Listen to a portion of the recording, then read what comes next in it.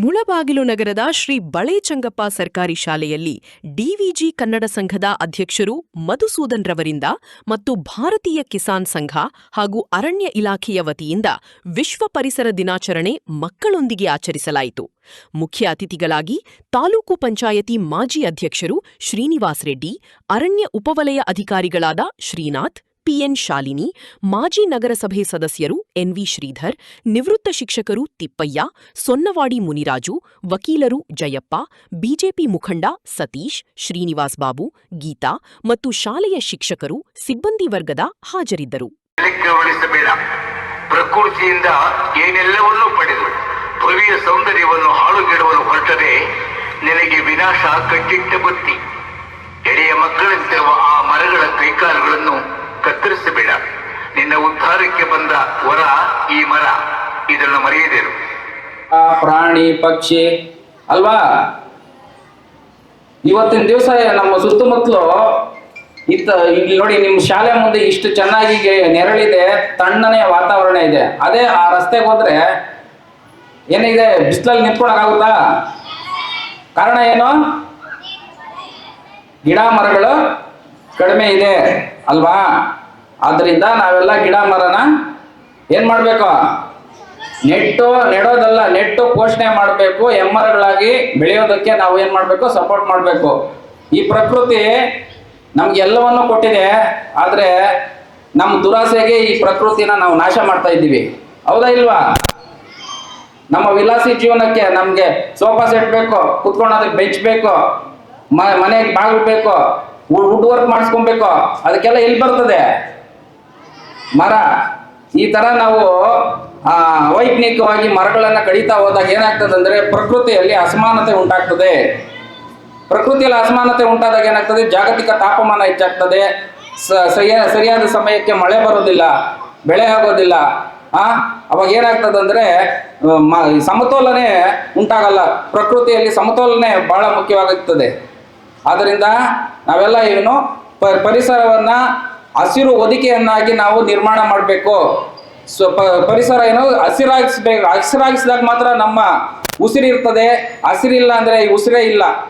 ಹೌದಾ ಇಲ್ಲ? ತಾಯಿ ನಮ್ಗೆ ಜನ್ಮ ಕೊಡ್ತಾಳೆ.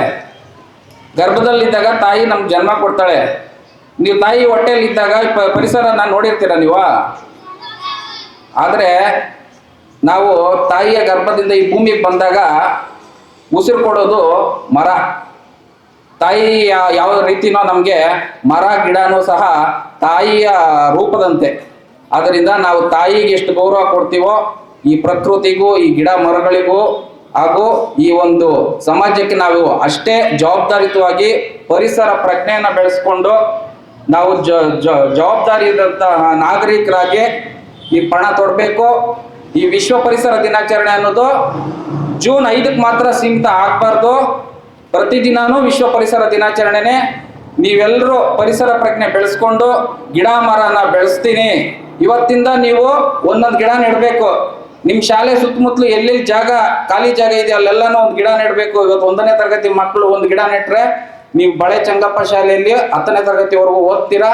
10 ವರ್ಷ ಕಾಪಾಡಿದ್ರೆ 10 ವರ್ಷದ ಮರ ಆಗ್ತದೆ. ಅವತ್ತು ನೀನು ಈ ಶಾಲೆಯಲ್ಲಿ TC ತಗೊಂಡೋಗುವಾಗ ನಿನ್ನ ಹೆಸರು ಹೇಳ್ತದೆ. ನಾನು ಗಿಡ ಬೆಳೆಸಿದ್ದು, ನನ್ನ ಮರ ನನ್ನ ಗಿಡ ಅಂತ ಹೇಳೋದಕ್ಕೆ ನಿಮ್ಗೊಂದು ಹೆಸರು ಇರ್ತದೆ. ಈ ಶಾಲೆ ಕೊಡುಗೆ ಕೊಡಿ, ಈ ಸಮಾಜಕ್ಕೆ ಕೊಡುಗೆ ಕೊಡಿ. ಪರಿಸರ ಉಳಿವಿಗಾಗಿ ಪ್ರತಿಯೊಬ್ಬರು ನೀವು ಇವತ್ತಿಂದ ನಿಮ್ಮ ತಲೆಯಲ್ಲಿ ಪರಿಸರ ಪ್ರಜ್ಞೆ ಬೆಳೀತು ಅಂದ್ರೆ ನೀವು ಸಮಾಜದಲ್ಲಿ ಮುಂದಿನ ಪೀಳಿಗೆಗೆ ನಾವು ಒಂದು ಉತ್ತಮವಾದಂತಹ ಪರಿಸರವನ್ನ ವೃದ್ಧಿಸ್ಕೊಡೋದಕ್ಕೆ ಸಾಧ್ಯ ಆಗ್ತದೆ.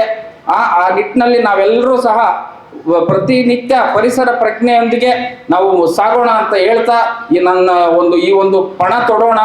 ಗಿಡ ಮರ ಬೆಳೆಸಿ ಹಸಿರು ಹೊದಿಕೆಯನ್ನು ಆಗಿಸೋಣ. ಉತ್ತಮ ಸಮಾಜವನ್ನ ನಿರ್ಮಿಸೋಣ, ಆರೋಗ್ಯವಂತವಾದಂತಹ ಸಮಾಜ ನಿರ್ಮಿಸೋಣ ಅಂತ ಹೇಳ್ತಾ ನಾನು ಒಂದೆರಡು ಮಾತನ್ನು ನಿಲ್ಲಿಸ್ತೀನಿ. ಧನ್ಯವಾದಗಳು. ಹಸಿರು ಗಿಡಗಳನ್ನ ಕೊಟ್ಟಿದ್ರೆ ನಾಟಿ ಮಾಡಿದ್ವಿ. ಇದನ್ನ ಸುಂದರವಾಗಿ ಮಾಡಬೇಕು ಅಂತ ಹೇಳ್ಬಿಟ್ಟು, ಪರಿಸರ ಶಾಲೆ ಅಂತ ಮಾಡಬೇಕು ಅಂತ ಹೇಳ್ಬಿಟ್ಟು ಪ್ರಧಾನಮಂತ್ರಿಯಿಂದ ಒತ್ತಡಗಳು ಬರ್ತಾ ಇದೆ. ನಿಮ್ಮಲ್ಲಿ ಮನವಿ ಮಾಡಿಕೊಳ್ಳೋದು ಏನಂತಂದ್ರೆ, ಈ ಗಿಡದ ಒಳಗಡೆ ಅಂದ್ರೆ ನೆರಳಿನ ಒಳಗಡೆ ಬರುವಂತ ಶೋಧ ಗಿಡಗಳನ್ನ ಕೊಟ್ರೆ ನಾವು ಪೋಷಣೆ ಮಾಡ್ತೀವಿ ಅಂತ ಹೇಳ್ಬಿಟ್ಟು ಹೇಳ್ತಾ ಇದೀನಿ. ಇದೆಲ್ಲ ಮಾಡ್ಬೇಕು ಬೇಡ, ಮುಂದ್ಗಡೆ ಮಾಡ್ಬೇಕು. ಅಂದ್ರೆ ನೆರಳು ಕೆಳಗಡೆ ಬರುವಂತ ಗಿಡಗಳನ್ನ ಕೊಟ್ಟರೆ ನಮ್ಗೆ ಉತ್ತಮ ಜಾಗ ಇಲ್ಲ. ನಾವು ಬರ್ತೀವಿ ಅಲ್ಲಿಂದ ಹಾಕ್ಕೊಂಡ್ ಬರ್ತೀವಿ ಅದನ್ನ ಪೋಷಣೆ ಮಾಡ್ತೀವಿ ಅಂತ ಹೇಳಿ ಹೇಳ್ತಾ ನೀವು ಗಿಡಗಳನ್ನ ಕೊಡಬೇಕು ಅಂತ ನಿಮ್ಮಲ್ಲಿ ಮನವಿ ಮಾಡ್ತಾ ಇದ್ದೀನಿ madam. Thank you madam, thank you. ಅದೇ ಮೇಡಮ್, ಹೊಸ ಡ್ರೆಸ್ ಇವತ್ತು ನಾನೇ ಬಂದಿದ್ದೇವೆ, ಇದು ಒಳ್ಳೆ ಶುಭ ದಿನ. ಅದಕ್ಕೆ ನೀವು ನಮಗೆ ಸಸ್ಯಗಳನ್ನ ಕೊಟ್ರೆ ನಾವು ಫ್ರೆಂಡ್ಗಳೆಲ್ಲ ಶೋಕಿಯನ್ನ ಮಾಡ್ತೀವಿ ಮೇಡಮ್. ನಾವು ಅದನ್ನು ಸದುಪಯೋಗ ಪಡಿಸ್ಕೊಂತೀವಿ ಅಂತ ನಮ್ಮಲ್ಲಿ ಮನವಿ ಆಗ್ತದೆ.